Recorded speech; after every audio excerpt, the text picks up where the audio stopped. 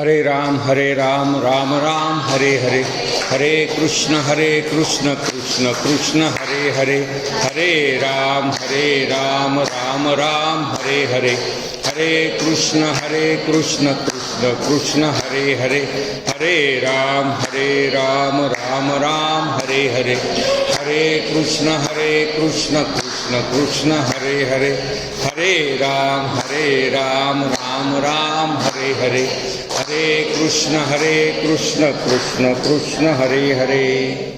अलंकापुरी पुण्यभूमी पवित्र, जिथे नांदतो ज्ञानराजा सुपात्र. तया आठविता घडे पुण्यराशी, नमस्कार श्री सद्गुरु ज्ञानेश्वराशी. यशवंत वंशा बहुभूषविले, भूदेव संता सदा तोषविले. जगाच्या हितार्था धरी शुद्ध काया, नमस्कार श्री सद्गुरु गोपाळ राया. भक्तरत्नम संतवर्यम भक्तिमार्ग प्रबोधकम, विठ्ठल नाम ग्रहते वंदे नामदेव पुनः पुन्हा. वरदाचार्यांच्या अष्टकापासून आपण सुरुवात केली होती आणि त्याच्याबरोबर परिसा भागवत या नामदेवांच्या अत्यंत घनिष्ठ अशा प्रकारच्या संतांनी त्यांचं वर्णन काय केलं आहे त्याचंही आपण थोडा धावता आढावा घेतला होता. नामदेव नामदेव धरा भाव दृढहा, देव सांगे वैष्णवासी नका यासी विसंभू. रिद्धी सिद्धी लोटांगणी अहर्निशी तिष्ठती, म्हणे परिसा भागवत देवे मात सांगितली. परिसा भागवत आणि देव दोघांच्या संवादामध्ये नामदेवांच्या संबंधीचे जे गौरवोद्गार काढले गेले त्याचं चिंतन पण आपण या ठिकाणी केलेलं आहे. आपला या मालिकेतला हा जवळपास चौथा भाग आहे. पहिल्या भागामध्ये मंगलाचरण बघितलं. मंगलाचरणानंतर आपण संतांच्या चरित्राचं महत्त्व काय आहे ते बघितलं आणि नामदेवांच्या संबंधी जनाबाईंचा एक आपण अभंग बघितला, ज्याच्यामध्ये नामदेव कुठून आले प्रल्हादापासून ती सगळी कथा आपण त्याच्यामध्ये बघितली. दुसऱ्या भागामध्ये शिंपी समाज काय आहे, ते समाज कशी उत्पत्ती झाली, त्या समाजामध्ये यदुशेठ रेळेकर नावाचे सद्गृहस्थ होते, त्यांचा कुल वाढत गेला आणि तिथपासून ते त्यांच्या घरामध्ये दामाशेट्टी नावाचे अत्यंत चांगले भगवत भक्त जन्माला आले आणि दामाशेट्टींच्या पोटी स्वतः नामदेव त्या ठिकाणी जन्माला आले. अशा प्रकारची कथा पण आपण त्या ठिकाणी दुसऱ्या भागामध्ये बघितली. तिसऱ्या भागामध्ये आपण त्यामध्ये जन्मकथा पण आपण बघितली. ते अयोनिज संभव आहे का योनिज संभव आहे, पंढरपूरला झाला जन्म की नरसिंह ब्राह्मणीला झाला, हे दोन्ही गोष्टी आपण त्याच्यामध्ये बघितल्या. तिसरा जो भाग होता त्याच्यामध्ये प्रत्यक्ष नामदेवांचं चरित्र सुरू झालं. नामदेवांचा जन्म, त्याच्यानंतर त्यांचं मोठं होत जाणं, मोठं झाल्यानंतर त्या कालमानाप्रमाणे त्यांचं राजाईसोबतचं लग्न आपण बघितलं. प्रपंचाच्या विचारासाठी घरातल्या लोकांनी साकडं घातलं आणि मग नामदेवांनी प्रत्यक्ष डोक्यावरती तो कापडाचा गठ्ठा घेऊन पहिला प्रवास केला. मग ते धोंडोबा दगडोबाची कथा आपण बघितली. त्याच्यामध्ये ते सोन्याचे दगड झाल्याचं पण आपण बघितलं, पण ते दगड त्यांनी परत केले सोन्याचे आणि मग राजाईचा क्रोध झाला आणि क्रोध झाल्यानंतर मग त्यांनी ते देहसमर्पण करायचं ठरवलं चंद्रभागेमध्ये. मग तो बाहेर काढलं, मग ते नाग शिजवला, नागाचं अन्न पोरांसाठी तयार केलं. तरी देखील सगळं ते संतान जे आहे नामदेवांचं ते वाचलं, त्या ठिकाणी पांडुरंगाच्या कृपेने वाचलं. इथपर्यंतची कथा आपण मागच्या 3 भागामध्ये बघितलेली आहे. आता आपण चौथा भाग बघतो आहोत. माझ्यासमोर 2 प्रश्न होते की हे पटापट आटोपून घ्यावं, 1-2 अजून भाग करावेत, असं एक होतं. दुसरं असं होतं की हरकत नाही आहे, जसा वेळ असेल तसं आपण करूयात आणि सविस्तर बघूयात. काही चरित्रातले प्रसंग आहेत ते कसे आपल्याला सांगता येतील त्याचाही प्रयत्न करू, कारण की आपण ते बघितलेलं आहे ना की भक्तचरित्रात ते प्रशंसिती म्हणलेलं आहे. भगवंताला प्रिय होण्याचा हा मार्ग आहे. जेवढी त्याच्या चरित्राची आपण प्रशंसा करू तेवढी त्याची आपल्यावरती कृपा होईल. मग आपण थोडं विस्ताराने सगळं सविस्तर सांगू असं ठरवलं. रविवारचा आपणला नेम आपण ठरवला आहे, पण काही सणवार असतील, काही तुमचे कार्यक्रम असतील, मुक्तिसोपांचं काही कॅलेंडर असेल, ते सगळं बघू. पण चातुर्मासामध्ये ही कथा आपण संपवू. साधारणतः 10-12 भागांमध्ये नामदेवांचं चरित्र आपलं संपवायचा विचार या ठिकाणी आहे. आता ते लग्न झालं नामदेवांचं, त्यानंतरचा तो व्यवसाय करत नाहीत हे लक्षात आलं. मग असं म्हणल्यानंतर साहजिकच पहिला निरोप माहेरीच जातो की सध्या इकडे काही बरं चालू नाही आहे, तुम्हाला आल्याशिवाय काही गत्यंतर नाही आहे, माझ्या नवऱ्याला थोडं समजावून सांगा. लग्न कशासाठी करतात, लग्न म्हणजे काय आहे, संसार म्हणजे काय आहे, संसारामध्ये देव किती असावा, देवात संसार असावा का संसारात देव असावा, हे सगळं म्हणाले समजावून सांगायसाठी माहेरचं कुणी आलं तर बरं होऊन जाईल. आणि मग राजाईने निरोप पाठवला आणि यथावकाश राजाईचे 2 भाऊ तिला भेटायला म्हणून पंढरपूरच्या त्यांच्या घरी त्या ठिकाणी आले. संध्याकाळची वेळ होती, दशमीचा दिवस होता. दशमीच्या दिवशी संध्याकाळच्या वेळेला हे 2 भाऊ तिथे आले. बहिणींनी त्यांना दारातून बघितलं, कडकडून मिठी मारली. बऱ्याच दिवसांची भेट झालेली नव्हती आणि खूप काही सांगायचं होतं. जे काही सांगायचं ते मनामध्ये साचून राहिलं होतं. कुणाला सांगणार? गोनाईला सांगायचं तर तिने म्हणायचं की आता मी काय करू, आणि दामाशेट्टीला सांगायचं तर ते म्हणायचे की ते तर साक्षात भगवंत आहे, देव त्यांच्या हाताने खातात, आपण त्यांना काय सांगणार. म्हणजे आपल्या संसारामधलं दुःख व्यक्त करण्याच्या जागा इतक्या संकुचित झाल्या होत्या राजाईच्या आयुष्यामध्ये की आता कुणाला सांगू हा प्रश्न होता. आणि मग दोन भाऊ समोर दिसल्यानंतर तो बाण फुटला, डोळ्यातनं घळघळ अश्रू व्हायला लागले, त्यांना कडकडून मिठी मारली. तिला म्हणजे याचंही भान राहिलं नाही की हे चालत आलेले आहेत, थकून आलेले आहेत, आता यांना बसा म्हणावं, काही गुळ पाणी द्यावं हेही नाही. 5 मिनिटांपर्यंत फक्त त्यांच्या मिठीमध्ये राजाई राहिली, भानावर आली आणि म्हणाली बसा आता तुम्ही खाली. दोघंजण आसनावरती बसले, दोन्ही भाऊ. मग ते गुळ पाणी त्या पद्धतीप्रमाणे त्यांनी आणलं आणि विचारलं की आता शेवटी इकडे तिकडे बघितलं, काय मुख्य प्रयोजनाला जे गेलो तेच विचारणार ना आपण. घरात इकडे तिकडे बघितलं, नामदेव कुठे दिसत नव्हते, दाजी त्यांचे, भाऊजी त्यांचे, त्यांना दिसत नव्हते. मग म्हणाले की कुठे आहेत नामदेव? मग आधीच तर सगळा तो बांध फुटलेला राजाईचा, आणि त्यांचं नाव काढल्यानंतर म्हणाले की भ्रतार लागले विठोबाच्या ध्यानी, संसाराची मुळी आस्था नाही. कशाच्या घरात राहतो म्हणे ते विठोबाच्या ध्यान त्याला लागलेलं आहे म्हणाले, आणि त्याला संसाराची आस्थाच उरली नाही. असा माणूस घरी असेल असा प्रश्नच तुम्ही कसा विचारता? तो माणूस तुम्हाला देवळात सापडेल म्हणाले. इथे घरी काही तो सापडत नाही. आणि मग ती तक्रार करायला सगळी सुरुवात झाली. हे कसे आहेत, ह्यांचं राहणीमान कसं आहे, ह्यांचं व्यवसायाकडे दुर्लक्ष कसं आहे, माझ्या आजूबाजूच्या कुटुंबामध्ये जे लोक राहतात ते किती चांगल्या पद्धतीने आपल्या बायकोची हौसमौज करतात, मुलांची हौसमौज करतात. लोक धार्मिक नाहीत का म्हणाले? पंढरपूरमध्ये खूप लोक धार्मिक आहेत, पण हे जगावेगळे धार्मिक पण काही लोकांच्याकडे नाही म्हणाले. हे संसाराच्या नावे घालून या शून्य वाढता हा पुण्य धर्म केला. तुकोबांचा अभंग आहे, खूप सुंदर अभंग आहे.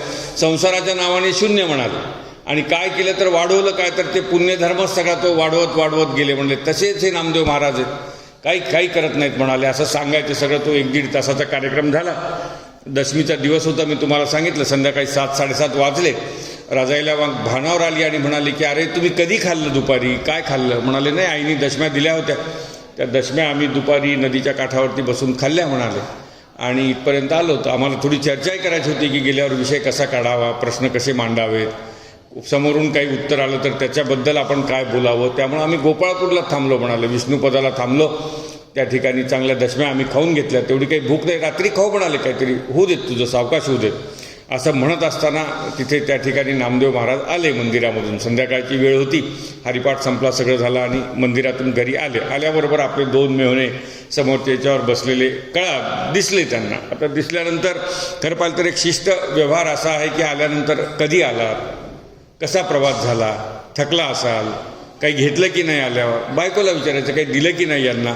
हे काही नामदेवांनी विचारलं नाही. अत्यंत निर्विकार चेहऱ्याने त्यांच्याकडे बघितलं. याचं कारण असं होतं की ते मनात काय घेऊन आले ते नामदेवांना दिसू लागलं. आता जे मनात घेऊन आले, जी शंका घेऊन आले, जो प्रश्न घेऊन आले, जे माझ्यामधलं वर्तन परिवर्तन अपेक्षित करून आले ते होणारच नाही म्हणाले. आणि ते जर काही होणार नसेल तर म्हणे यांच्याशी बोलण्यामध्ये तरी काय अर्थ आहे. म्हणून नामदेव पुन्हा आतल्या खोलीमध्ये जायला निघाले. तितक्या त्या दोघांनी नमस्कार केला. असं असतं ना, माणूस किती जरी उद्धट वाटला तरी आपलं काम असेल तर थोडं त्याच्या पुढे करावं लागतं. पुढे केलं, नमस्कार केला, रामराम केला. गोनाई तशीच बघितलं तिने. आपला नवरा काही रामराम पण करत नाही आपल्या भावांना. आतल्या खोलीमध्ये निघून गेला. आणि मग गोनाईने ठरवलं की आता बघतेच म्हणाले. आत्ता इतके दिवस सगळं ठीक आहे हो म्हणाले. सगळ्यांच्या समोर अपमान झाला, शेजाऱ्या पाजाऱ्यांसमोर झाला, सासूसमोर, सासऱ्यासमोर, मुलांच्या समोर अपमान केला. म्हणे आता माझे प्रत्यक्ष भाऊ येऊ नये अपमान, माझाही अपमान, भावांचाही अपमान. आतमध्ये गेली आणि मग तिने नामदेवांच्या समोर तो रुद्रावतार त्या ठिकाणी धारण केला. म्हणाले असं होतंच कसं? ते म्हणले नाही, आपल्या घराच्या पद्धतीप्रमाणे अगत्य आपण करू म्हणाले. त्याचं काही काळजी करू नको, आपल्या घराची पद्धत आहे म्हणाले, त्या पद्धतीने अगत्य होईल आणि छान अगत्य करू म्हणाले. आपण इकडून तिकडून आणू पण अगत्य करू. ते म्हणले अगत्य म्हणजे आता रात्री जेवायला? ते म्हणले नाही, दशमी एक भूक तर राहायला पाहिजे, रात्री काही खाता येणार नाही म्हणे, त्यांना तसंच झोपावं लागेल पाणी पिऊन. बरं म्हणाले, आता काय करायचं, खरंच आहे दशमी आहे, एक भूक तर राहतो आपण, घरामध्ये स्वयंपाक होत नाही रात्री. राजाई म्हणाले ठीक आहे. भावांना समजावून सांगितलं. सकाळी उठले, चंद्रभागेला स्नान बिन करून आले. स्नान करून आल्यानंतर विचार केला आता यांना खायला द्यायला पाहिजे. नामदेव महाराज म्हणाले आज तर एकादशीला काय खाणार म्हणले, एकादशीला स्वयंपाकच होत नाही आपल्या घरी, निर्जळा एकादशीचं आपल्या कुटुंबाचं व्रत आहे म्हणले. ते आपल्या घरी आलेत ना, ते यजमान झाले, आपल्यापैकीच झाले. ते आपल्याच कुटुंबाचा भाग झाले, त्यामुळे आपल्या कुटुंबाची जी रीत आहे ते त्यांना लागू झाली म्हणाले. आज काही नाही म्हणले त्या दोघांना, पाहिजे तर देवाचं नाव घ्या म्हणा मंदिरामध्ये जाऊन, त्याच्या व्यतिरिक्त त्यांना काही मिळणार नाही. दुसरा दिवस गेला, किती 36 तास झाले दोघांच्या पोटामध्ये पाण्याशिवाय, आणि त्या पहिल्यांदा गुळ काय खाल्ला होता त्याच्याशिवाय काही नव्हतं पोटामध्ये. द्वादशीची वाट बघू लागले बिचारे, रात्र होऊन गेली. सकाळी सकाळी त्यांना जाग आला, म्हणाले चला आता द्वादशी म्हणल्यानंतर आज तर आपल्याला अन्न भेटणार म्हणल्याबरोबर मग राजाईने सुरुवात केली. म्हणले आता आज 2 दिवसांनी का होईना आपल्या भावांचा पाहुणचार आपल्याला करता येणार. सगळा स्वयंपाक समृद्ध केला, व्यवस्थित सगळं तयार झालं, ताट मांडले, पाट मांडले, सगळं मांडलं आणि आवाज दिला भावांना. म्हणले आता चला जेवणाची वेळ झाली, द्वादशी सोडायची, नैवेद्य झाला आहे, वैश्वदेव झाला आहे, सगळं झालं आहे. नामदेव महाराज म्हणले कुणाला बोलवायला लागली तू? ते म्हणले ते माझे 2 भाऊ आलेत ना, त्यांच्यामुळेच एक पदार्थ वाढवला आहे स्वयंपाकामध्ये. ते म्हणले नाही ते यजमान आहेत म्हणाले. यजमान शेवटी जेवणार म्हणाले. आधी मी बाहेरचे जे लोक बोलवले द्वादशी सोडायला, ब्राह्मण लोक बोलवले, संत मंडळी बोलवली, सत्पुरुष बोलवले, त्यांच्या 1-2 पंक्ती झाल्या की मग तुझ्या भावांना जेव घाल म्हणाले. अशा पद्धतीने जवळपास 40-1 तासानंतर त्यांना अन्नाचं दर्शन नामदेवांच्या घरामध्ये त्या ठिकाणी झालं. राजाई पुन्हा रडली, खूप रडली. म्हणाली हे असं कसं करायला लागलात तुम्ही, हे काही खरं नाही आहे तुमचं करणं. आणि माझ्या भावांना आधी एक भुक्त ठेवलं दशमीला, दुसऱ्या दिवशी एकादशी करायला लावली, तिसऱ्या दिवशी लवकर अन्नप्राशन त्यांनी करू दिलं नाही. हे सगळं झालं. म्हणाले आता मी काय करू म्हणजे होईल म्हणले. मग आता विषय काढायचा आहे. नामदेव म्हणाले तुमचे सगळे विषय मला माहिती आहे, त्या विषयामध्ये तुम्ही तुमचा कालापव्यय करू नका आणि माझाही कालापव्यय करू नका. माझ्यामध्ये कुठल्याही प्रकारचं परिवर्तन होणार नाही. मी भगवंताच्या भक्तीमध्ये जसा जगतो आहे तसाच जगणार आहे. तुम्हाला काही वाटत असेल अधूनमधून या, भेटा, बहिणीचं सांत्वन करा, तिला काही खाऊ पिऊ घाला, 2 दिवस पाहिजे तर माहेरी घेऊन जा. पण म्हणाले माझ्या वर्तनाच्या बद्दलचा उपदेश तुम्ही करावा आणि मी तो ऐकावा, अशा प्रकारची परिस्थिती नाही. त्या दोघांनाही कळून चुकलं. 3 दिवस त्यांनी नामदेवांना बघितलं होतं. संत मंडळी यायचे, लोटांगण घालायचे नामदेव महाराजांना, सत्पुरुष यायचे, लोटांगण घालायचे. मंदिरामध्ये नामदेवांच्या कशा पद्धतीने गौरव व्हायचा हे त्यांनी सगळं बघितलं आणि त्यांच्याही लक्षात आलं की आता ह्या काय म्हणता येईल प्रकरणामध्ये आपण हस्तक्षेप करणं योग्य नाही. आता तिची शेवटची ती अपेक्षा पण फोल ठरली की माझे भाऊ येतील, नामदेवांना दटवतील, त्यांना रागावतील, त्यांना समजावून सांगतील आणि पुन्हा माझा संसार सुरू होईल.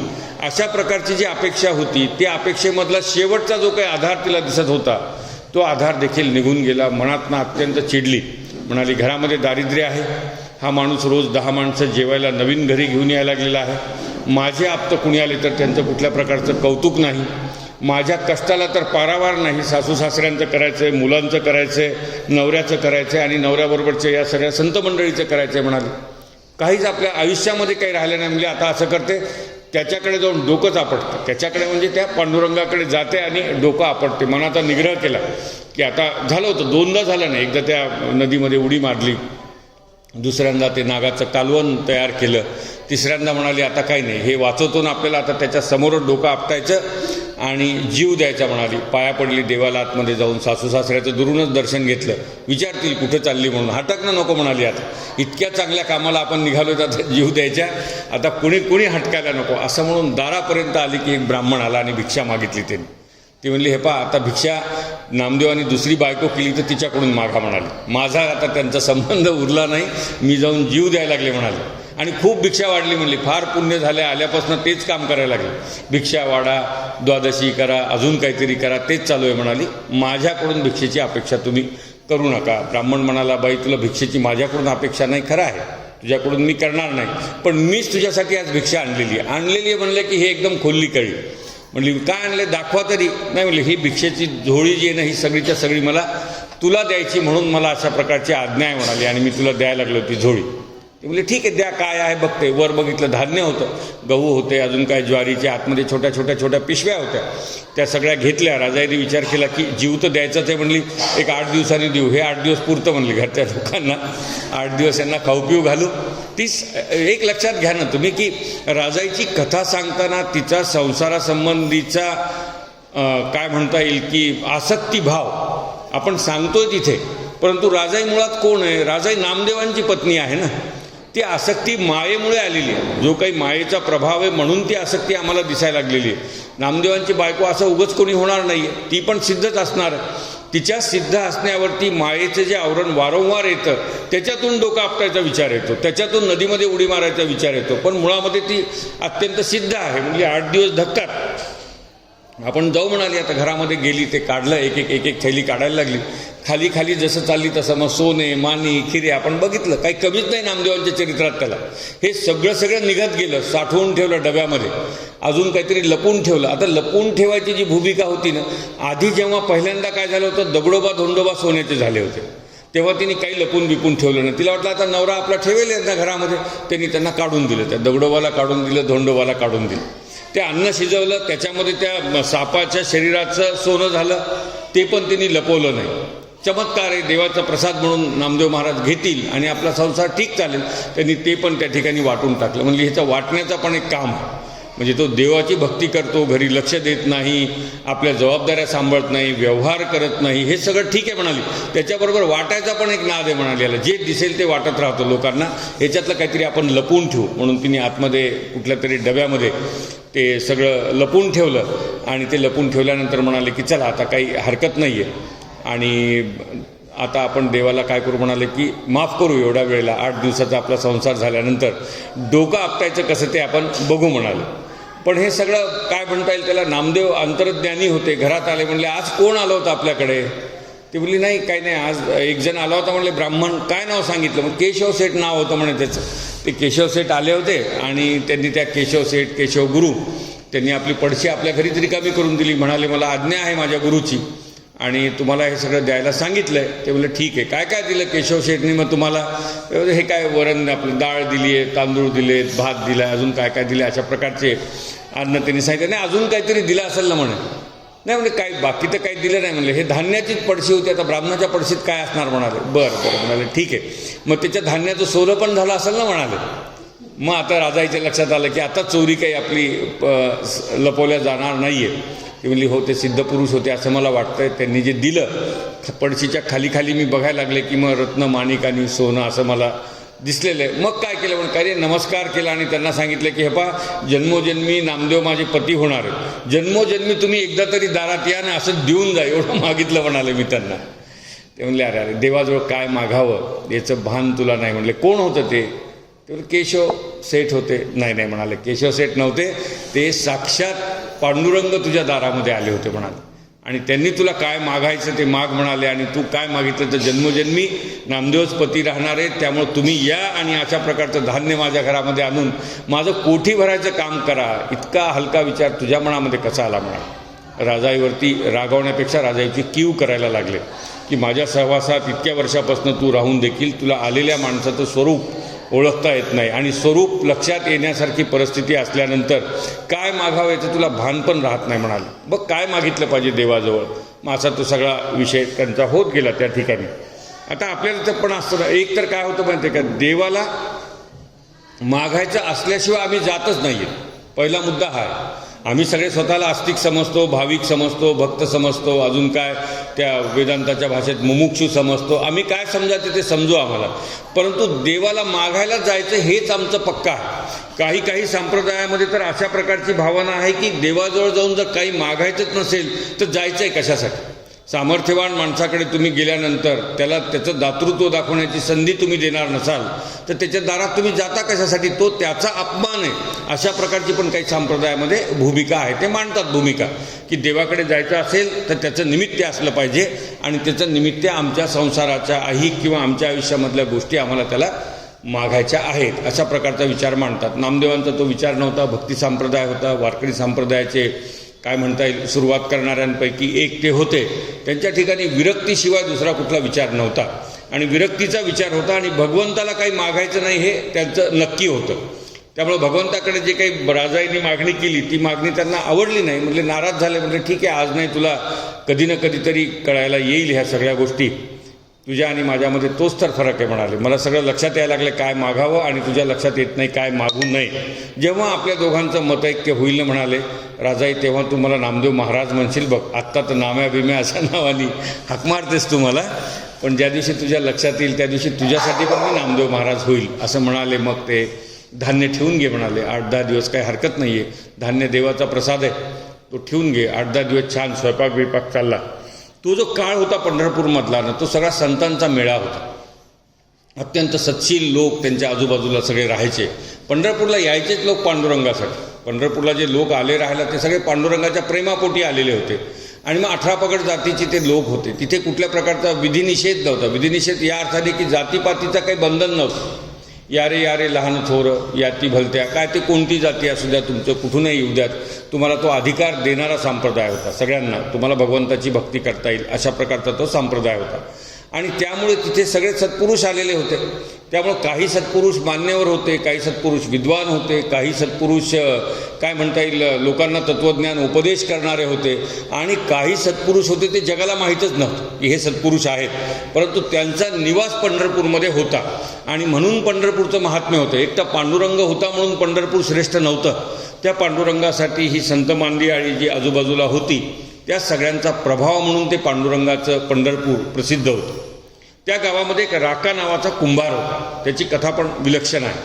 तो राका नावाचा जो कुंभार होता तर त्याचा व्यवसाय होता कुंभार काम करण्याचा. मग ते मडके तयार करायचे. मडके तयार करून ते कच्चे वाळवत ठेवायचे. वाळल्यानंतर मग ते थोडे नम झाले म्हणजे थोडे वाळलेले थोडे ओले असे असले की भट्टी लावायची, त्याला आवा म्हणायचं. मग त्या आव्यामध्ये ते रचून ठेवायचे. आणि मग संक्रांतीचं वाण हजारो भाविक लोक त्यावेळेला ते रुक्मिणी आईसाहेबांना वाण द्यायला यायचे. त्यावेळेला ते विक्री व्हायची त्याची आणि त्याच्यावरती त्याचा संसार सगळा चालायचा. त्यामुळं राका अशा प्रकारचा व्यवसाय करायचा. माती कालवून देणे, ते थापणे, ते तिला मदत करणे, पाणी घालणे, हे बाका नावाची त्याची बायको होती. बांका नावाची त्याची बायको, ती करायची. आणि वंका नावाची एक मुलगी होती छोटी, अत्यंत छोटी होती, पण ती पण आपल्या वडिलाच्या व्यवसायामध्ये जमल तसं मदत करायची. छान व्यवसाय चाललेला होता. म्हणजे राका मडके तयार करायचा, बांका त्याला मदत करायची आणि वंका अधूनमधून इकडे तिकडे असं फिरायची त्यांच्या अवतीभोवती. वर्षाकाठी चांगली मडकी तयार व्हायची. चांगली मडकी तयार झाली की मग त्या मडक्यांना भाव यायचा. भाव आल्यानंतर ते उत्पन्न व्हायचं आणि त्याच्यावरती बिचाऱ्यांचा सगळा संसार चालायचा. आता ते इतके मडके तयार व्हायचे, हजारो मडके असे तिथे कच्चे मांडून ठेवलेले असायचे. एक दिवस काय झालं की एका मडक्यामध्ये मांजरीकडे पिलं होती, 4-5 नवीन जन्म झालेली पिलं होती. आणि ती पिलं खेळत खेळत त्या मडक्यामध्ये पडली. एक पडलं की दुसरं, तिसरं, चौथं, 5वं असे ते सगळे त्या माठामध्ये 4-5 पिले त्याच्यामध्ये पडले आणि खेळत बसले. आता ते इतकं विस्तीर्ण होतं की कुणाच्या लक्षातही आलं नाही. एकदा त्याचा आवाज आला म्हणतात बांकाला त्या पिल्यांच्या ओरडण्याचा. पण ती म्हणली खेळू द्यात, आपल्याला काय करायचं, जेव्हा आपल्याला आवा लावायचा आहे त्या दिवशी आपण त्यांना काढून टाकू बाहेर, बघू त्या दिवशी आपण, असं तिने ठरवलं. आणि ती निघून गेली कामाला. दररोजचा असाच क्रम होता. ते वाळायचा विचार करत होते की आता कधी वाळेल, कधी आवा लावता येईल. आणि नेमकं काय झालं की ही बाका जी होती म्हणजे त्याची बायको जी होती राकाची, ती कुठेतरी बाहेर निघून गेली आणि यांनी ते आवा लावायला सुरुवात केली. राकाने आवा लावला. मग ते सगळे मडके एक एक आणले, ते रचले एकमेकावरती रचले. असा मोठा डोंगर त्याचा झाला. सगळीकडून ते इंधन लावलं त्याला, जे काही लावत असतील ते इंधन, आणि ते इंधन त्यांनी पेटवून दिलं. पेटवून दिल्याबरोबर काही वेळानंतर ती बायको त्याची बाका आतमध्ये आली आणि म्हणाले, अहो काय लावला का आवा तुम्ही? हो म्हणले लावला. तो येईपर्यंत कुठं वाट बघायची म्हणाले. चांगले आता वाळलेत म्हणून मी लावून टाकले. अहो म्हणले अनर्थ झाला. काय झालं? तुम्ही सगळे मडके तपासून लावले का तसेच ठेवले? नाही म्हणले मी हातात घेतले आणि रचून टाकले. मी काही फार प्रत्येक मडकं काही बघत बसलो नाही. काही टाकलं होतं का त्याच्यात? तू काही तुझी वस्तू जिन्नस त्याच्यामध्ये ठेवली होती का? ते म्हणली नाही, त्याच्यामध्ये प्राण ठेवले होते म्हणाले. 5 पिलं होते त्याच्यामध्ये, मांजरीचे पिलं होते. आणि आता म्हणले काय तुम्ही सगळं छापून घेतलंय, वरून आतमधून धूर निघायला लागलाय. झालं म्हणले आता झालं, प्राण गेले त्या पिलांचे. म्हणाले अवघड झालं. सच्शील होता, अत्यंत सच्शील होता. तसाच खाली बसला आणि मांडी घातली. म्हणला आता पांडुरंगा ह्यांना पिलांना तो वाचव, माझ्याकडून ही हत्याच झाली म्हणला या पिलांची. वाचणं शक्यच नव्हतं. धूर यायला लागला, मग त्याचा जाळ झाला, मग त्याचा आहार पडला, मग त्याची धग लागायला लागली आजूबाजूला. म्हणलं आता काही खरं नाही. त्या पिलांचा अंत झाला. म्हणलं माझ्याकडून फार मोठा अपराध झाला पांडुरंगा, आता काय प्रायश्चित्त घ्यावं म्हणलं. आता त्यांचं जोपर्यंत मी ते शव बघत नाही, त्यांचं मेल्याचं मी प्रेत बघत नाही, तोपर्यंत तर म्हणलं इथून उठणारच नाही मी. आता तू त्यांना वाचवलं तर बघ तुला कसं वाचवता येईल. आणि मग मांडी घालून बसले. 3 दिवसपर्यंत म्हणतात दोघं नवरा बायको बिना अन्न पाण्याचं त्या आव्याच्या समोर बसले. ती जी काही भट्टी लावलेली होती 3 दिवसांपर्यंत डोळ्यातनं पाण्याच्या धारा, तोंडामध्ये पाणी नाही, अन्नाचा कण नाही. आजूबाजूचे लोक येऊन बघायचे काय झाले काही नाही, असं झालं. मडके तयार केले, त्यात मांजराचे पिलं गेले, ते आतमध्ये गेले, त्याचा आवा लावला आणि आता ते आतमध्ये जळायला लागलेत म्हणले. आणि आम्हाला ते काही बघवत नाही, आमच्या हाताने अपराध झाला, त्याचं प्रायश्चित्त घ्यायला लागलो आम्ही. 3 दिवसपर्यंत अन्नपाणी घेतलं नाही. 3 दिवसामध्ये तो आवा हळूहळू शांत व्हायला लागला. 4थ्या दिवशी थंड झाल्यानंतर मग एक त्याच्यावरचं आवरण काढलं, वरचे मडके काढले. अत्यंत घाबरलेल्या अवस्थेमध्ये ते मडके उचलणं चालू होतं त्यांचं. नेहमीचा जो उत्साह होता की एक मडकं काढलं की डोक्यात यायचं 4 आणे मिळतील, 8 आणे मिळतील, 1 रुपया मिळेल. मग ते रचून ठेवायचे, छान त्याची चळत लावायची. जसं आपण मार्केटिंग म्हणतो तशा पद्धतीने त्याचं सगळं ते लावायचं. काही डोक्यात नव्हतं. एकच होतं, ते मडकं हाताला लागावं आणि त्याच्यामध्ये पिलं मला दिसावीत. अशा प्रकारच्या भावनेतनं आजूबाजूचे मडके चक्क फेकायला लागले म्हणे. राका आणि त्याची बायको ते फुटतायत की काय बघायला तयार नाहीत. पण ते मडकं कोणतं आहे ज्याच्यामध्ये पिलं होते त्याचा शोध सुरू झाला. पांडुरंगाची कृपा झाली. ते 5 पिले तेवढ्याच चांगल्या पद्धतीने ओरडत त्या मडक्यामध्ये खेळत होते असं म्हणतात. ते एकच मडकं तेवढं न भासता राहिलेलं आणि त्या मडक्यामध्ये ते 5 पिलं त्या ठिकाणी खेळायला लागले. राकाबंकांनी बघितलं आणि काय आनंद झाला असेल आपण कल्पना नाही करू शकत. पांडुरंगाच्या मंदिराकडे बघितलं, दर्शन घेतलं आणि म्हणाले, पांडुरंगा माझ्यावरचे सगळे आरोप, सगळे अपराध माझे तू पोटात घेतले म्हणाले. यांना जीवनदान दिले म्हणाले. आता मी तुझा आहे, आता मी कुणाचाही नाही, आता मला काही देणं घेणं नाही म्हणाले. दुसऱ्या दिवशी सगळे ब्राह्मण त्या पंढरपूरमधले बोलवले. ब्राह्मण याच्यामुळे श्रीमंत होतात बघा. कुणाला काही द्यायचं असलं की ते त्यालाच बोलवतात. मग ते आले तिथे ब्राह्मण, त्यांना ते सगळं दान त्यांनी यथावकाश करून टाकलं. आपल्या घरात जे होतं म्हणून त्या ठिकाणी दिलं. सत्पात्री दान करायचं असतं म्हणून त्यांना दान देतात. ते जे ब्राह्मण असतात त्यांच्या घरामध्ये त्या दानाच्या घेतलेल्या पदार्थापासून, त्या दानाच्या घेतलेल्या वस्तूपासून कुठल्याही प्रकारचा अपराध होत नाही म्हणून, त्या घेतलेल्या ज्ञानापासून कुठल्याही प्रकारचा उन्माद त्यांच्या ठिकाणी निर्माण होत नाही म्हणून त्यांना दान करायचं आहे. त्या घेतलेल्या दानावरनं जे ब्राह्मणांचं पोषण होतं त्या पोषणामधून भगवंताच्या स्वरूपाविषयीच ते चर्चा करतात म्हणून त्यांना दान द्यायचं. असं नाही की ब्राह्मणांनाच का द्यायचं आहे. त्यांचे गुणविशेष आहेत, त्यांचं नित्यकर्म आहे, त्यांची साधना आहे आणि त्यांच्या जन्माचं ध्येय आहे. या सगळ्याला अनुलक्षून आपण ब्राह्मणांना दान देत असतो. तसं बाकांनी त्यांना बोलवलं, बाकांनी बोलवलं सगळ्या ब्राह्मणांना. त्यांना दान द्यायला सुरुवात केली. एक वस्तू, एक जिनस, दर संक्रांतीत जमवलेला सगळा पैसा ते सगळं त्यांनी वाटून टाकलं. खुश झाले एकदम. घर रिकामच, एकदम झोपडी रिकामी त्यांची. त्यांचं ते चाक होतं ते पण एकाला देऊन टाकलं. म्हणाले हे चाक पण घेऊन जा, आम्हाला काही ठेवायचं नाही. आता आम्ही पांडुरंगाचे झालो. आता हे म्हणणं सोपं आहे. रात्री दोघं बसले म्हणजे उद्या खायचं काय आहे हे दिलं म्हणले आपण सगळं. आपल्याला कोण खाऊ घालणार आहे. आपण काय विद्वान आहेत का. आपण काय भजन करतो, कीर्तन करतो, आपल्याला कुणीतरी बोलवेल, कुणीतरी ठेवून घेईल, कुणीतरी खाऊ घालेल, असं काहीच नाही आहे. राका म्हणाले काही हरकत नाही आहे म्हणले. पोटापुरती उपजीविका करून आपण, हे नको म्हणले. हे आता मडके बघायचेच नाही आयुष्यभरामध्ये. काय उपजीविका नाही म्हणले. आपण जाऊ पंढरपूरच्या बाहेर गावामध्ये जाऊ, लाकूड असतात मला जंगलामध्ये, पडलेले लाकडं गोळा करू, त्याची मोळी बांधू. रोज 1 मोळी आणली तर झालं म्हणले आपलं. ते काय 2 पैसे मिळतील, त्या 2 पैशामध्ये आपला संसार चालेल. सुरू झाला व्यवहार दोघांचा. दोघं सकाळी जायचे, जंगलामध्ये जायचे, खाली पडलेले वाळलेले लाकडं गोळा करायचे, त्या लाकडांची मोळी बांधायची. संध्याकाळच्या वेळेला मोळी आणून कुठल्या तरी घरामध्ये विकायची. विकल्यानंतर जे काही मिळतं आहे त्याच्यामधलं दुसऱ्या दिवशीचं, त्याच्यानंतर दुसऱ्या दिवशीचा, असा तो सगळा व्यवहार त्या ठिकाणी सुरू झाला. हा व्यवहार सुरू झाल्यानंतर एक दिवस पांडुरंग रुक्मिणी दोघं बोलत बसले होते. दोघांचं बोलणं सुरू असताना नामदेव महाराज गेले. ते काही गुप्त व्हायचा प्रश्न नव्हता. नामदेव रोजचेच बैठकीमधलेच होते त्यांच्या.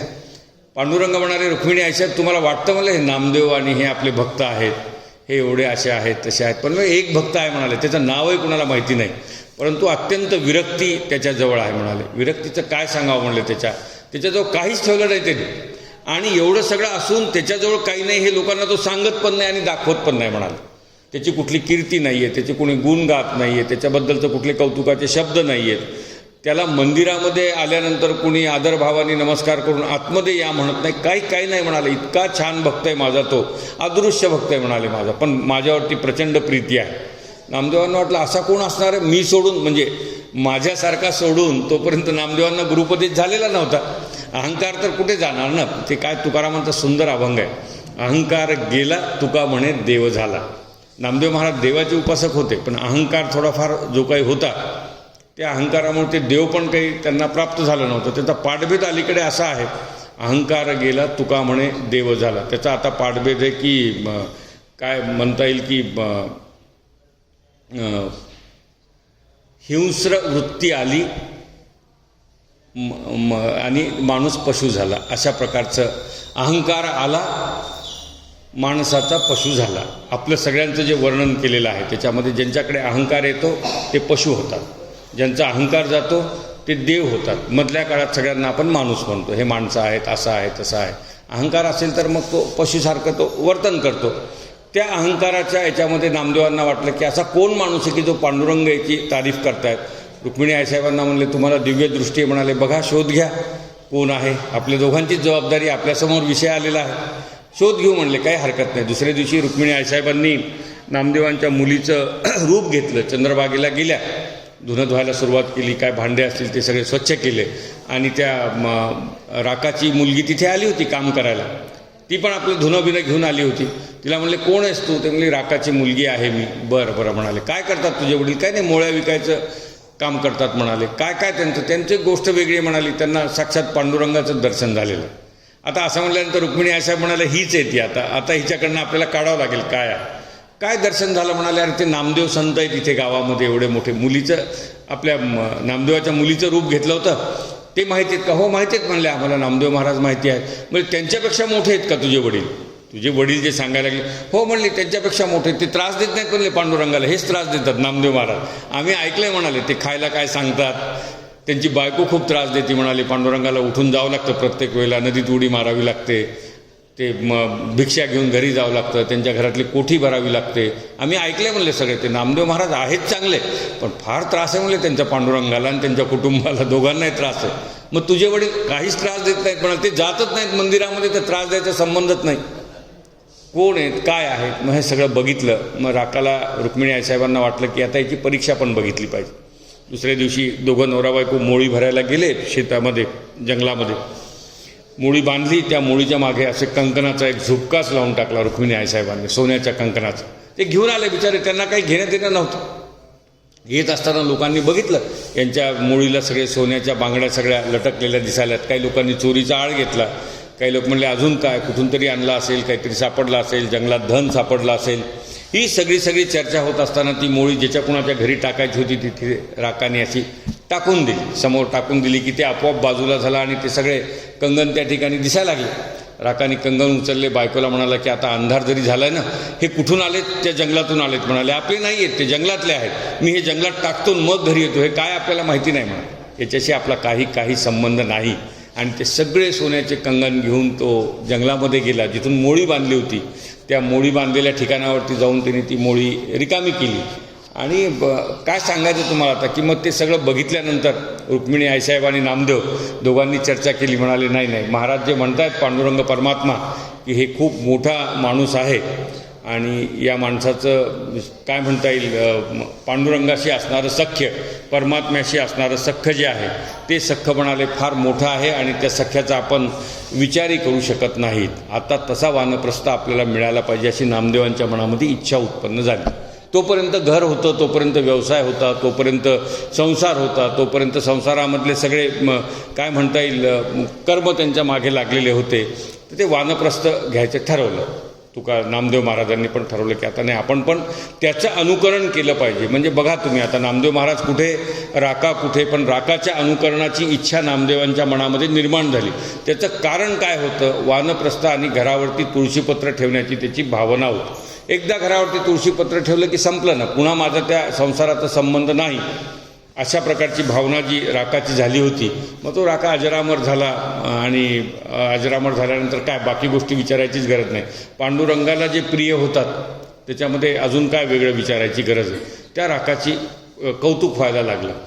कौतुक झाल्यानंतर मग प्रत्येक कार्यक्रमात राका महाराज यायला लागले, संत मेळ्यामध्ये यायला लागले, भजनामध्ये यायला लागले, कीर्तनामध्ये यायला लागले. आणि मग राकाचं हळूहळू ते मोळी विकणं पण बंद झालं आणि तो पंढरपूरच्या पांडुरंगाच्या मंदिरामध्ये कायमस्वरूपी राहायला आला. मंदिरात 24 तास मंदिरात आंघोळ करायला चंद्रभागेला जायचं आणि मंदिरामध्ये येऊन बसायचं. राकाची बायको मंदिराची स्वच्छता करायची आणि राका महाराज मंदिरामध्ये बसून भगवंताची साधना करायची. इतकं छान त्याचं सगळं आयुष्य होतं. आणि शिक्षण काही नव्हतं, ज्ञान काही नव्हतं, लोकांना सांगायसारखं जवळ काही नव्हतं. काय होतं, दोन गोष्टी असतात. एक तर माणसाजवळ सांगायसारखं असेल, माणसं सांगत राहतात. ज्यांच्याजवळ सांगायसारखं नाही पण जे मोठे आहेत त्यांच्याकडे बघून माणसाला समजून घ्यावं लागतं. आपण समजून घेत नाही, त्यामुळे सांगणारा माणूसच आपल्याला मोठा वाटायला लागतो ना. सांगणारे नामदेव आपल्याला मोठे वाटले, एवढं सांगितलं तेवढं राकाने न सांगता हे सगळं करून दाखवलं. न सांगणाऱ्या माणसाकडून समजून घेणं अवघड असतं. ते राकाच्या बाबतीमध्ये घडलं, पण लोकांना कळायला लागलं हळूहळू आणि अत्यंत प्रसिद्ध अशा प्रकारचे संत त्या काळामध्ये ते उदयाला आले त्या ठिकाणी. आता नामदेव महाराजांना थोडं लक्षात आलं होतं की आपल्यापेक्षा इतर लोक पण आहेत, असं नाही की आपण म्हणजे श्रेष्ठ आहोत आणि आपल्याशिवाय या जगात कोणी पांडुरंगाच्या जवळचं नाही, हे थोडी थोडी जाणीव मनामध्ये व्हायला लागली होती.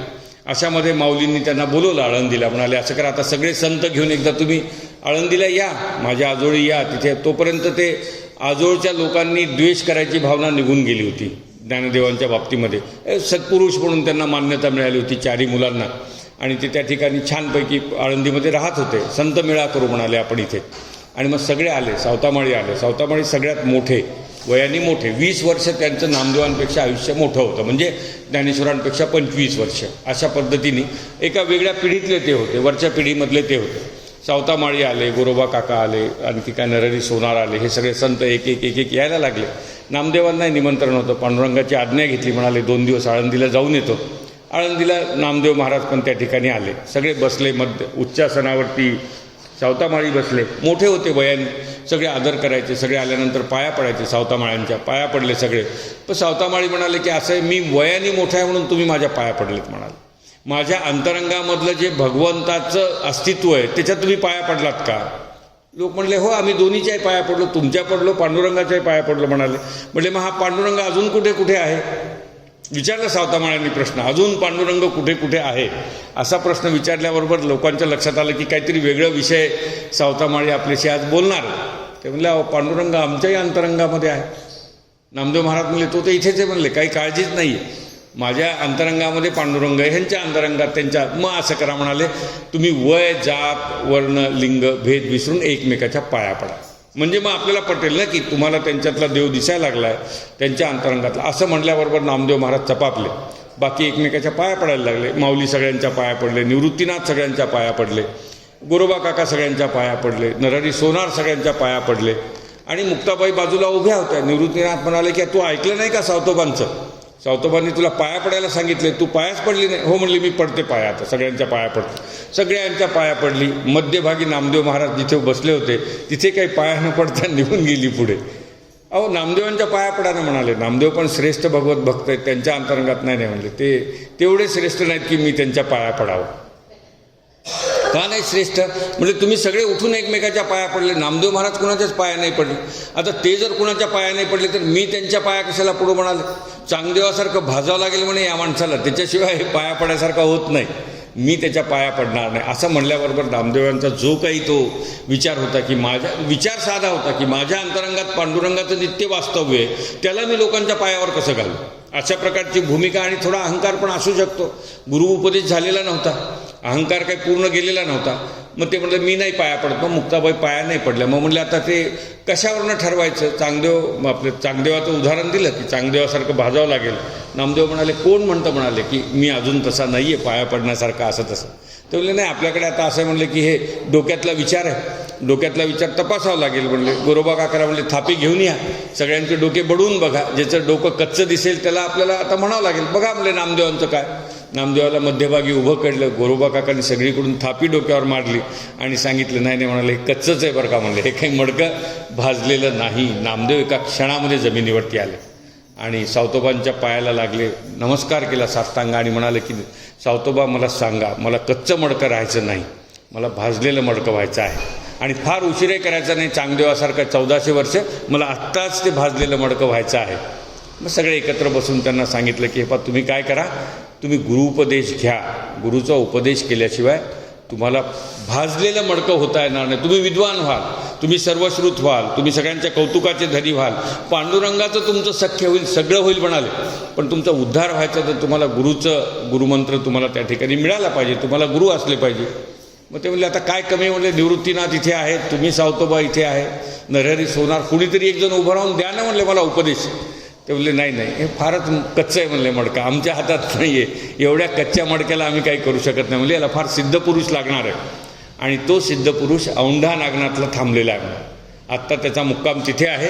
तुम्ही औंढा नागनाथला जा, त्याला विनंती करा, त्यांनी जर तुमच्यावरती कृपा केली तर तुमचं मडकं भाजून निघाल म्हणाल, काही हरकत नाही, जा नामदेवा तुम्ही तिकडे जायला हरकत नाही. आता औंढा नागनाथ सांगितलं, स्वतःचं गाव नरसी ऐकलं होतं कुलवृत्तांत सगळा दामाशेट्टीकडून. म्हणले बरं आहे, दोन्ही करू म्हणले, आपल्या घरी पण जाऊ, ते गुरुलाही पण बघू, त्यांचं काय अनुग्रह पण आपण त्या ठिकाणी घेऊ आणि आपलं जे कच्चं असणं आहे त्याला आपण पक्क्यामध्ये परावर्तित करून घेऊ, अशा प्रकारची भावना ठेवली. सगळ्यांना नमस्कार केला आणि निघाले नामदेव महाराज. दरमजल करत दरमजल करत औंढा नागनाथला आले. रात्रीची वेळ होती, संध्याकाळच्या वेळेला पोहोचले.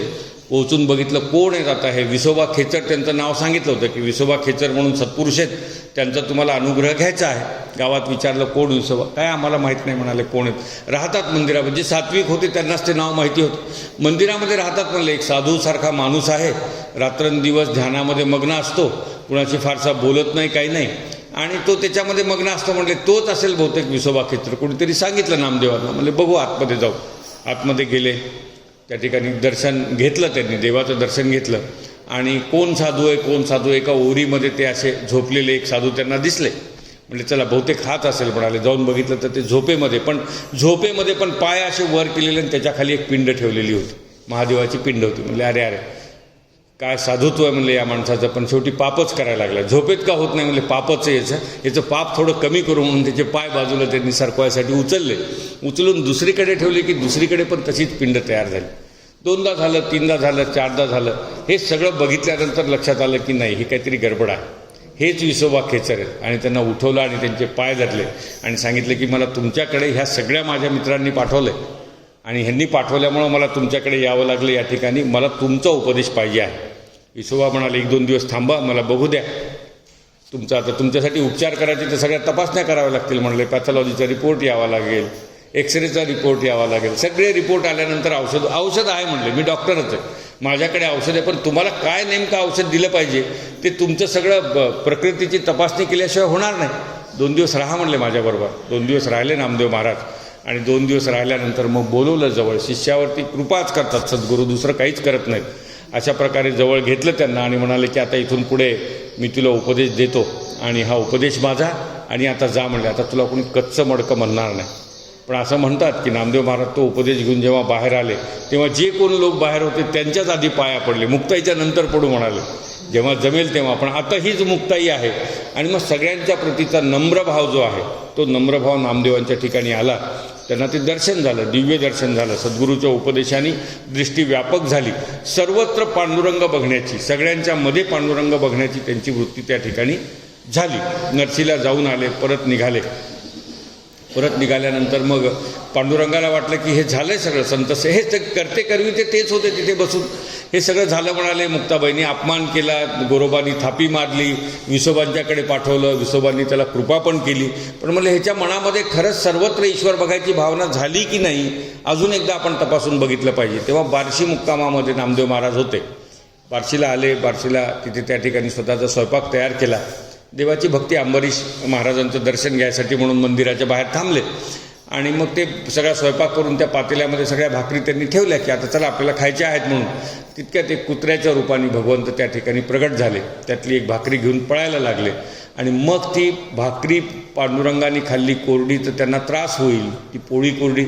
आता कोणी म्हणतात ती पुरणाची पोळी होती, काय जे काही असेल ते, पण कोरडं खाल्ल्यावर त्रास होतो ना. मग म्हणाले की ह्याला काहीतरी तूप आपण दिलं पाहिजे. आणि ती तुपाची वाटी घेऊन नामदेव महाराज त्या ठिकाणी धावायला लागले. का तर ती पोळी नेली म्हणून नाही, भाकरी नेली म्हणून नाही, तर तसं कच्चं खाऊन तुम्हाला त्रास होईल देवा. तुम्ही आता देवच आहेत माझ्यासाठी. जे काही आहे, कुत्रा आहे, मांजर आहे, काय आहे, माझ्यासाठी सगळं जग देव झालेलं आहे. देवानी कोरडं खाऊ नये म्हणून धावायला लागले. आणि मग त्या कुत्र्यामधनं स्वतः पांडुरंग त्या ठिकाणी प्रगट झाले आणि म्हणाले की नामदेवा जमलं तुझं आता. म्हणाले आता विसोबाने काम करून टाकले, आता पुढं तुला मागे वळून बघायची गरज नाही आयुष्यामध्ये. तुला कोणी अहंकारी म्हणणार नाही, तुझं मडकं तपासायसाठी कोणी तुझ्या डोक्यावरती थापी मारणार नाही, सगळ्या जगाची थापी तुझ्याच हातात देऊन टाकणार म्हणाले. आता तूच डोके बघायचे आणि दुरुस्त करायचे, इतका अधिकार तुला त्या ठिकाणी प्राप्त झाला म्हणाले. आणि तू इथून यापुढे जे आहे तुझं त्या पद्धतीने तू आता वागायला हरकत नाही. अशा प्रकारचं ते नामदेवांचं चरित्र जे आहे ते आपण बघितलं की कशा पद्धतीने एक सामान्य जीवन ते जगले. काय असतं सत्पुरुषाचं, त्यांच्या सामर्थ्याचा आविष्कार ते क्षणोक्षणाला दाखवत नाहीत, कधीतरी दाखवतात. आवश्यक आहे तेव्हा दाखवतात, अन्यथा ते सामान्य जीवन जगतात. तुम्ही आम्ही जसं जगतो तशाच प्रकारचं जगतात. त्यांचेही कपडे फाटतात, त्यांनाही बाजारात उधारीसाठी लोक अडवतात, त्यांनाही लोक अदवा तद्वा बोलतात, त्यांचाही अपमान होतो, त्यांनाही दुःख आहे, त्यांनाही त्या सगळ्या प्रकारच्या भावना आहेत. त्या सगळ्या असताना देखील आपल्यातलं देवत्व जपण्याचं सामर्थ्य त्यांच्यामध्ये असतं. ते लौकिक व्यवहाराला आणि अलौकिक व्यवहाराला एकत्र आणत नाहीत. म्हणून अडचणीच्या काळात ते हरिपाठ बंद पडत नाही. आमचा अडचणीच्या काळामध्ये बंद पडत नाही. आम्ही ते सारखेच आहेत. संतांचा अडचणीच्या काळात हरिपाठ बंद पडत नाही, आमचाही बंद पडत नाही. कुणाचा बंद पडतो? हरिपाठ म्हणजे एक पाठ धरा, काय रामरक्षा, भीमरूपी, 15वा अध्याय, 12वा अध्याय, विष्णू सहस्त्रनाम बंद पडतो का आमचा? अडचणीच्या काळात बंद पडत नाही. संतांमध्ये आमच्यात काही फरक नाही. अडचणीच्या काळात त्यांचा हरिपाठ बंद पडत नाही, अडचणीच्या काळात आमचा हरिपाठ बंद पडत नाही. थोडा एक किंचित फरक आहे. संतांपेक्षा आम्ही श्रेष्ठ आहेत. कशा अर्थाने आहेत? त्यांचा होता तेवढाच हरिपाठ राहतो, आमचा अडचणीवरती हरिपाठ वाढत जातो. जसजशा अडचणी वाढतात तसतसा आमचा हरिपाठ वाढत जातो. आणि अडचणी नसताना त्यांचा हरिपाठ चालू राहतो, आमचं पूर्णपणे बंद झालेलं असतं. असं ते सगळ्यांचं. कुणाचं माझं तुमचं काय वेगळं काय आहे त्याच्यामध्ये ना. त्यामुळं अडचणीच्या बरोबर आम्ही परमार्थ जोडलेला आहे. आमच्या अडचणी ज्या असतील त्या प्रमाणामध्ये मग काही होत नाही आहे. लोक म्हणतात करून बघितलं, रामरक्षा सांगितली होती आम्हाला त्यांनी की रामरक्षा करा, ते तुमचं होऊन जाईल काम. नाही झाली. आता ते कोणीतरी महाराज आले, त्यांनी करुणा त्रिपदी पण सांगितली. आता बघू करुणा त्रिपदी पण करून बघू. कुणीतरी म्हणलं विष्णू सहस्त्रनामाचे पाठ केले तर फरक पडेल बघा. त्यांनी आमच्या तिकडे आमच्या गावातल्या माणसाला फरक पडला होता. कोणता माणूस, कोणत्या गावातला माणूस नाही, आमच्या गावात फरक पडला होता. विष्णू सहस्त्रनाम केलं ना त्यांनी, त्यांच्या आयुष्यामध्ये एकदम परिवर्तन झालं. विष्णू सहस्त्रनाम करू म्हणाल. मग ते दुपारच्या वेळेला विष्णू सहस्त्रनाम, सकाळच्या वेळेला हरिपाठ, संध्याकाळच्या वेळेला करुणा त्रिपदी. मग ते म्हणले की करुणा त्रिपदी केली हो आम्ही 2 महिने. बघितलं तुम्ही सांगितल्याप्रमाणे करुणा त्रिपदी केली, सगळं कुटुंब बसून आम्ही केली करुणा त्रिपदी, पण काही फरक नाही पडला. नाही म्हणले करुणा त्रिपदीचा दोष नाही आहे. तुम्ही एकाच ठिकाणी बसून केली का वेगवेगळ्या खोल्यात केली? नाही म्हणले कधी बैठकीत कधी नाही. तेच तर चुकलं तुमचं. तुम्ही आसन सोडलं, आसन सोडून करुणा त्रिपदी केली तर कसं काय तुम्हाला फळ मिळेल म्हणाल. नाही, आता काय करा तुम्ही, अजून 2 महिने करुणा त्रिपदी तुम्ही करा. हे आमचं जगणं आहे. अडचणींच्या प्रमाणामध्ये आमची साधना सुरू होते, आमचा नित्यपाठ सुरू होतो. अडचणी वाढल्या, घरामध्ये कुणाचा मृत्यू झाला काय आणि कुणाचं काय झालं काय, काही बघत नाही. असं म्हणतात की ते स्वतः मेल्याशिवाय वारी बंद पडत नाही. संतांची सद्गृहस्थांची जी वारी आहे तर ते आले नाही तिथे. असं होतं ना ते की मागच्या वेळेला ते आले होते, यावेळेला ते आले नाही, दिसत नाही आहेत कुठे. मग आपण म्हणतो ना काहीतरी अडचण असेल, घरी कुणीतरी आला असेल, मंगळागौर असेल, अजून काहीतरी असेल, तर ते पंढरपूरच्या वारीला एखादा जर सममित्र असा जर दिसला नाही तर ते समजायचे की आता याला आपल्याला श्रद्धांजली व्हायची. कारण तो आला नाही म्हणजे तो नाहीच या जगामध्ये. आला नाही याचा अर्थ नाही आहे इतका दृढ विश्वास त्या वारकऱ्याच्याबद्दल एकमेकामध्ये असतो. म्हणजे काय झालं की कुठल्याही परिस्थितीमध्ये मी हे सोडणारच नाही, अशा प्रकारची भूमिका संतांची असते. ती नामदेवांची झाली आणि ते भगवंताचे प्रिय भक्त जे होते ते भगवंतासह भगवत भक्ताचे पण प्रिय भक्त त्या ठिकाणी होऊ शकले. आता ते सगळं झाल्यानंतर पंढरपूरचं घर आहे पुन्हा. मग नामदेवांना ती व्यापक दृष्टी आली आणि नामदेवांच्या घरी संत एकत्र यायला लागले. सगळे संत एकत्र, ते घरच झालं, संतांचं घर झालं. मग ते गोरोबा यायचे, सावतामाळी आले तर यायचे. ते कथेमध्ये म्हणतात बघा, सावतामाळांनी कधी पंढरपूर बघितलं नाही, ते कधी, असं आहे ना, ते काहीतरी कथा आहे. काय गरज आहे देवाला जाण्याची, काय गरज आहे, कर्म म्हणजेच देव आहे, असं ते सगळे कथा ती सांगतात. ते हरिदासी कीर्तनामध्ये तर फार रंगवून सांगतात. असं काही नव्हतं. दर एकादशीला सावतामाळी पंढरपूरला जात होते, पांडुरंगाच्या मंदिरातही जात होते, नामदेवांच्या घरी पण जात होते. ते सांगायच्या कथेचा भाग आहे. पण सावतामाळी पंढरपूरला यायचे आणि मग आले की नामदेवांच्या घरी आपली थैली टेकवायचे. गोरोबा काका तेरून आले की तिथे थैली टेकवायची. हे 4 भावंड आळंदीहून आले की तिथेच थैली टेकवायचे. आणि ते एका अर्थाने ते काय म्हणतात धर्मशाळेसारखं स्वरूप त्या नामदेवांच्या घराला आलं होतं. आणि मग रात्री भजन व्हायचं, कीर्तन व्हायचं. नामदेव काय करायचे की प्रत्येकाला म्हणण्याचा आग्रह करायचे. ज्याला येत नाही त्यालाही म्हणायचा आग्रह करायचे. त्याच्यातलं एक चोखोबा होतं, त्यांच्या संतांच्यापैकी एक चोखोबा होते. चोखोबा जातीने क्षुद्र होते. पांडुरंगाच्या दाराच्या पुढे उभं राहून भक्ती करायचे. आतमध्ये जाण्याचा त्यांना अधिकार नव्हता. नामदेव जसे खाली उतरायचे तेव्हा लांबून नामदेवांना लोटांगण घालायचे. 2दा 4दा 5दा बघितलं, चोखोबांकडे बघितलं. वृत्ती लक्षात आली की हा अत्यंत सात्विक अशा प्रकारचा पांडुरंगाचा भक्त आहे. एक दिवस आपले हात पुढे केले आणि चोखोबाला म्हटले माझ्या गळ्याला मिठी मारा म्हणाले, कारण हे शिकले होते ना तिकडे विसोबा केचरांकडून. चोखोबांना काय आनंद झाला त्या दिवशी, अवर्णनीय अशा प्रकारचा आनंद झाला. कडकडून मिठी चोखोबाला मारली आणि घरी जेवायला घेऊन गेले. बायकोला सांगितलं की आज माझा खरा भक्त या ठिकाणी आला आहे, माझा सखा या ठिकाणी आला आहे, मला चोखोबाबरोबर जेवण करायचं. चोखोबाला तो पंचपक्वान्नाचं जेवण त्या ठिकाणी नामदेवांनी दिलं आणि सांगितलं की आता उद्यापासूनच्या भजनामध्ये तुला पण अभंग म्हणायचे आहेत म्हणा. तो म्हणला मला काही म्हणता येत नाही, काय हे 10 अभंग घेऊन जा म्हणा, हे 10 पाठ कर आणि उद्याच्या भजनात तुला म्हणायचे आहे. ते 10 अभंग 10 दिवसात होईपर्यंत चोखोबाला पुन्हा नामदेवांनी बोलवलं आणि त्याला म्हणाले आता ते पुढचे अभंग. तो म्हणला द्या ना पुढचे, मी करतो म्हणले, काही हरकत नाही, मला जमायला लागले, मागे बसून टाळ वाजवतच होतो, आता पुढे पण बसायला लागलं म्हणायला लागलं. ते म्हणले आता माझ्याकडे अभंग नाहीत तुला द्यायसाठी म्हणाले, आता तुला अभंग करायचे. आणि मग चोखोबांनी अभंग रचना करायला सुरुवात केली. ते शतकोटी अभंगाचं जे ब्रीद होतं ना नामदेवांचं, ते तशा अर्थाने त्यांनी पूर्ण केलेलं आहे.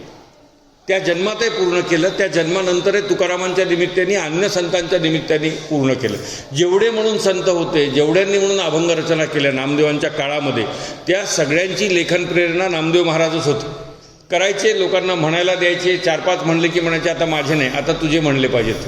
आणि मग ते पुढचे त्या संतांचे अभंग त्या ठिकाणी येत जायचे. अशा प्रकारे ते घर होतं, अत्यंत सात्विक अशा प्रकारचं घर. तोपर्यंत राजाईचा सगळा जो काय म्हणता येईल राग होता, तो निवळायला काही दुसरा काही पर्याय पण तिच्याजवळ नव्हता, तो निवळून गेला होता. पण कसं असतं माहिती आहे का, की हे संत यायचे तेव्हा नामदेवांच्या पाया पडले की राजाईच्या पण पाया पडायचे. बरं वाटतं, चला नाही तर नाही घरामध्ये काही, पण हे कमीत कमी हे सगळे ज्ञानेश्वरादी संत आपल्या घरी येऊन आपल्या पाया पडायला लागलेत, आपल्याला आईसाहेब म्हणायला लागलेत. वयाने मोठ्या होत्या बाकीच्यांच्या मनाने, आईसाहेब म्हणायला लागलेत. त्या आनंदामध्ये राजाई आणि नामदेवांचं आयुष्य चालू होतं. नामदेवांनी त्या काळामध्ये आचरणामधून वारकऱ्याची दैनंदिनी घालून दिली. सगळ्यात महत्त्वाचा विषय हा, स्वतः आचरण केलं, लोकांना घरी घेऊन यायचे, त्यांच्यासमोर ते आचरण करून दाखवायचे. मग ब्राह्ममुहूर्तावरचं स्नान होतं, दिवस उजडण्याच्या आधी अंधार असताना चंद्रभागेला जाऊन स्नान करायचे, त्यांचं चिंतन सुरू व्हायचं. स्नान केल्यानंतर मंदिरामध्ये जायचे, मंदिरात गेल्यानंतर पांडुरंगाचा काकडा करायचे. कुणी बघितला आहे पांडुरंगाचा काकडा? बघितला असेल काही लोकांनी तर बघितला असेल. छान छान काकडा ते करायचे त्या ठिकाणी. म्हणजे आता जागे व्हा पांडुरंगा, काय काय ते सगळं खूप खूप छान आहे सगळं ते. मग देवाला तो आळसावलेला देव, सुस्त झालेला देव त्या काकड्यामध्ये ते त्याला उठवायचे त्या ठिकाणी. मग उठवल्यानंतर मग त्याची विधिवत पूजा व्हायची. मग नामदेव पुन्हा आपल्या घरी यायचे. घरी आल्यानंतर आपल्या देवांची पण पूजा करायची. स्वतःच्या घरी पण देव होते, दामाशेटींचे देव, त्या देवांची त्या ठिकाणी पूजा व्हायची. मग देवाचा नैवेद्य आणि पांडुरंगाचा नैवेद्य व्हायचा. नित्यनियमाप्रमाणे पांडुरंगाला पण नैवेद्याची वाटी जायची, पांडुरंग स्वतः नैवेद्य खायचे आणि नंतर जमेल तशी उपजीविका करायची. शिवणकाम सोडलं नव्हतं नामदेवांनी कधी, आयुष्यभर सोडलं नाही. घरामध्ये बसून जो काही आपल्याला वेळ मिळतो मधला वेळ, त्या वेळेमध्ये आराम करायच्याऐवजी, इतर गोष्टी करण्याच्या ऐवजी उपजीविका करायची. पांडुरंग काळजी घ्यायची, त्यांना रोज 10 रुपये लागत होते असं गृहीत धरा नामदेवांना. मग नामदेवांनी 10 मिनिट काम केलं तर 10 मिनिटाचं 10 रुपये त्याला मिळायचे. नामदेवांनी 1 तास काम केलं तर 1 तासाचे 10 रुपये मिळायचे. त्याच्या घरामध्ये काही कमी पडत नव्हतं. जेवढी उपजीविका करायची तेवढी करा, जेवढा वेळ देता येईल तेवढा द्या. आणि ती उपजीविका त्यांची जमेल तशी त्या ठिकाणी सुरू झाली. संध्याकाळच्या वेळेला भजन पूजन सुरू व्हायचं. नामदेवांनी कीर्तनाची परंपरा आणली त्याच काळामध्ये. कीर्तनाची परंपरा म्हणजे आधी कीर्तन नव्हतं का? आधी कीर्तन होतं. नारद महर्षी कीर्तनच करायचे, त्यांचं कीर्तनच होतं. पायामध्ये चाळ बांधायचे, हातामध्ये विणा घ्यायचे, एक आसन टाकायचे आणि त्या आसनावरती उभं राहून ते कीर्तनच करायचे. तशाच प्रकारचं कीर्तन नामदेवांनी, जे पुराणामध्ये ऐकलं होतं ते कीर्तन नामदेवांनी सुरू केलं. पण त्या कीर्तनात वेगळे पण काय होतं तर त्या कीर्तनामध्ये आपल्या समकालीन संतांच्या अभंगावरती चिंतन होतं. ज्ञानेश्वरांचा अभंग आहे, एखादा सावतामाळ्याचा अभंग आहे, एखादा गोरोबा काकांचा अभंग आहे, स्वतः नामदेवांचे लक्षावधी अभंग होते. तो अभंग घेऊन मग त्याच्यातनं सामान्यांना शिकवण देणे, अशा प्रकारची ती भूमिका होती. धर्म समजावून सांगणे, संप्रदाय समजावून सांगणे, हे सगळं त्या काळामध्ये ते करत गेले. त्यांचा ध्यासच तो होता, त्यांचं कामच ते होतं. काय झालं होतं आपण, मला वाटतं बोललो का काय माहीत नाही, पण पुन्हा तुम्हाला आठवण करून देतो की आमचं जे काही सगळं चाललं होतं त्या वेदवाङ्मयामध्ये ज्ञान, भक्ती आणि कर्म अशा 3 प्रकारचे मार्ग सांगितले होते. त्या 3 मार्गापासून भगवंत प्राप्त होतो असं सांगितलं होतं. तर ते कर्म आणि ज्ञान मार्ग अवघड होते, त्याच्यातलाच एक भक्ती मार्ग होता. तो सर्वश्रुत करायसाठी त्यांनी वारकरी संप्रदाय स्थापन केलेला होता. साधी गोष्ट आहे. आणि मधल्या काळात काय झालं की हे सगळं आपण जे करतो की नाही, व्रत वैकल्य करतो, उपास करतो, काय आधी लोक निर्जळा करायचे, मग आता एकदा खाऊन करतात, मग म्हणतात की खायचे पण प्रमाणामध्ये खायचे. अशा प्रकारचा आपण एक कालसंगत युगसंगत असा बदल करत जातो आपल्या सगळ्या याच्यामध्ये. आणि हे बदल ठरवायसाठी कुंभमेळा त्याचं निमित्त होतं. कुंभमेळ्याला सगळे साधू एकत्र यायचे आणि ठरवायचे की नाही आता काळ बदलला आहे बरं का, आता एवढं कडक नाही राहता येणार, थोडं थोडं थोडं थोडं आपल्याला बदलायला पाहिजे. तर ते कुंभमेळे 700-800 वर्ष झालेले नव्हते या देशामध्ये. आणि मग कुंभमेळे झाले नाही, यवनांचं आक्रमण होतं. मग आता हे बदल कोण करेल? तर अधिकृत नाही पण अनधिकृतरित्या भक्ती संप्रदाय ते काम सगळं करत होता. असे तू हिमाचल, तिकडे गौरांग महाप्रभू होते, चैतन्य महाप्रभू होते, दक्षिणेमध्ये वेगवेगळ्या प्रकारचे संत झाले, आपल्याकडे भागवत संप्रदाय आला, वारकरी संप्रदाय आला आणि त्यांनी हे सोपं करायचं ठरवलं. ते सोपं करणं नामदेवांनी कीर्तनाच्या माध्यमातून केलं. तुम्ही काय केलं पाहिजे, कसं आचरण केलं पाहिजे, कालसंगत आचरण कसं असलं पाहिजे, पाप कशाला म्हणायचे, पुण्य कशाला म्हणायचे, व्रत कशाला म्हणायचे, वैकल्य कशाला म्हणायचे, हे सगळं नामदेव त्या कीर्तनाच्या माध्यमातून लोकांना सांगत होते. लोकांना गोडी लागली, आवाज अत्यंत सुमधुर होता, नृत्य करत होते, त्याच्याबरोबर वाद्यांचा मेळ होता. या सगळ्यांच्यामध्ये ते नामदेवांचं कीर्तन लोकांना आवडायला लागलं. आणि मग नामदेव जिथे जातील तिथे ती प्रथाच पडून गेली की नामदेव ज्या गावाला म्हणून जातील, ज्या ठिकाणी जातील, त्या ठिकाणची संध्याकाळ ही नामदेवांच्या कीर्तनाची असायची. आणि ती कीर्तन परंपरा नामदेवांनी त्या ठिकाणी सुरू केली. त्यासाठी अभंग रचले, त्यासाठी शास्त्रांचा अभ्यास केला, समकालीन संतांच्या अभंगांचं चिंतन केलं. आणि मग प्रत्येक ठिकाणी त्या वेळेला वेगवेगळा अभंग घेऊन त्या गावाची गरज काय, त्या समाजाची गरज काय, त्या श्रोत्र समूहाची गरज काय हे बघून त्यांनी विषय मांडायला सुरुवात केली. आधी आचरण करून दाखवलं आणि मग सांगायला सुरुवात केली. कीर्तन उशिरा सुरू केलं नामदेवांनी. आधी स्वतःच्या घरामध्ये तो वारकरी आचार सुरू केला, तशा प्रकारचं वर्तन करून दाखवलं आणि मग लोकांना त्यांनी उपदेश द्यायला सुरुवात केली. तर त्या अर्थाने त्यांचा संत मांदियाळीमधला सगळ्यात श्रेष्ठ संत म्हणजे चोखोबारा. चोखोबांना त्यांनी उपदेश करून स्वतःचा शिष्य बनून त्यांनी त्या ठिकाणी त्याला मान्यता दिली आणि त्याला ह्या मांदियाळीमध्ये त्यांनी जोडून घेतलं. पुढे अनेक संत नामदेवांच्या सहवासामध्ये आले. नामदेवांच्या सहवासात आल्यानंतर ते नामदेव स्वरूप होऊन गेले. त्या प्रत्येकाला उपदेश केला आणि ही संत मांदियाळी त्यांनी उभी केली. ते विठू माझा लेकूरवाळा म्हणतात की नाही, संगे गोपाळांचा मेळा, त्या गोपाळांच्या मेळ्यामध्ये ते मेळा जमवणारे नामदेव महाराज होते. पांडुरंगाकडे घेऊन कोण गेले सगळ्यांना, तर नामदेव महाराज घेऊन गेले.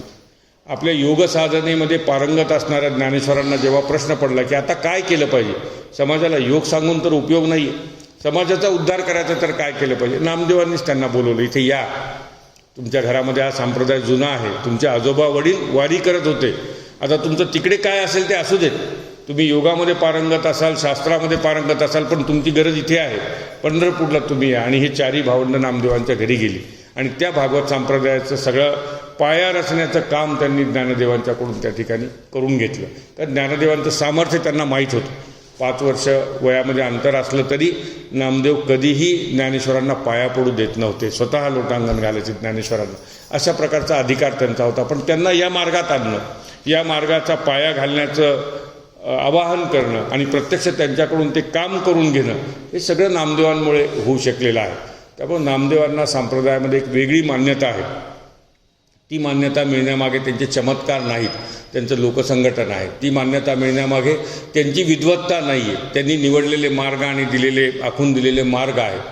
ते सामर्थ्य त्यांच्या त्या निष्प्रवृत्तीमुळे केवळ नाही आहे, त्यांनी असं म्हणजे जगण्यामध्ये जे एक साधेपणा आणून दिला आणि घालून दिलं की कशा पद्धतीने जगलं तर आपण भगवंताला प्रिय होतो, ते लोकांना दाखवलं. म्हणून नामदेव सर्वश्रेष्ठ आहेत आणि सर्वांसाठी पूज्य अशा प्रकारचं ते व्यक्तिमत्व आहे.